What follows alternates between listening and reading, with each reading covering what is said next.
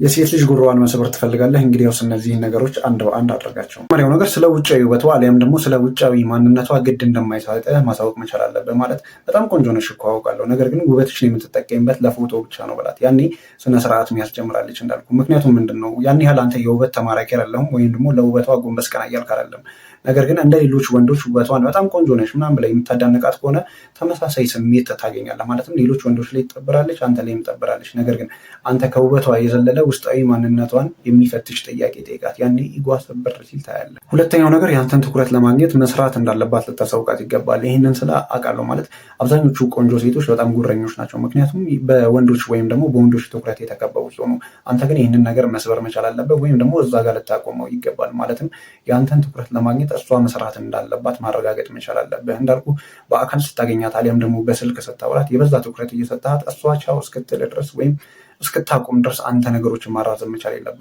በቃ እዚህ ጋር ካወራን ሊበቃን ይገባል አይነት ነገሮችን ልታራመድ ይገባል። ማለትም እሷ ያንተን ትኩረት ለማግኘት መልፋት መቻል አለባት። ነገር ግን እንዳልኩ አንተ ትኩረትን በቀላሉ የምታገኘው ከሆነ ማለት እሷ ያንተን ትኩረት በቀላሉ የምታገኘው ከሆነ አንተም እንደ ሌሎቹ ወንዶች የሆነ ትራሽ ባስኬት ውስጥ ራስን ነገ ታገኘዋለህ። ሰው ሁሌም ቢሆን እሷ እንድትመጣ አሊያም ደግሞ እሷ ገፍታ ያንተን ትኩረት እንድትለምንህ ማድረግ መቻል አለብህ። ያ ደግሞ ትኩረት በመንፈግ ነው። ማለት ትኩረት የለመደች ሴት ናት። ያንተን ትኩረት ለማግኘት ያኔ ስትሞክር ታገኛታለህ።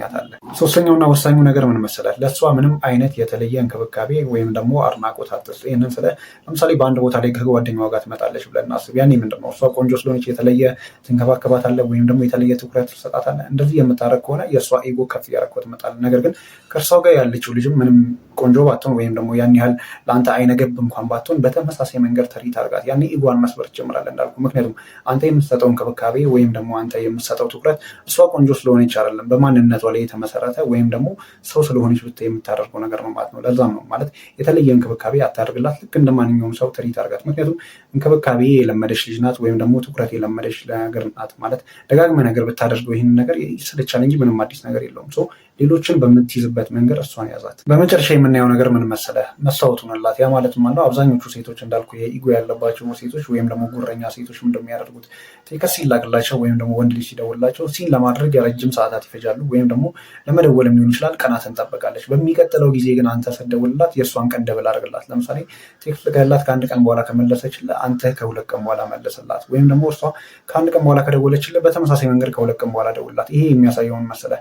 አንተ ማለት እሷ የምታደርገውን ነገር አንተ በደብሉ ነው የምታደርግላት። ማለት ለእሷ የተለየ ትኩረት አሰጣትም ወይም ደግሞ የተለየ እንክብካቤ አታደርግላትም። ይሄ ነገር ከራሷ ኢጎ ጋር ይጋጫል። ያኔ ምንድን ነው አንተንም ማለት አሸናፊ ለመሆን ስለምትሞክር በዛ መንገድ ጸባዩን ማስተካከል ጀምራለች። ለጊዜው በዛ ውስጥ አንተ አሸናፊ ነህ፣ ምንም ጥያቄ የሌለው ነገር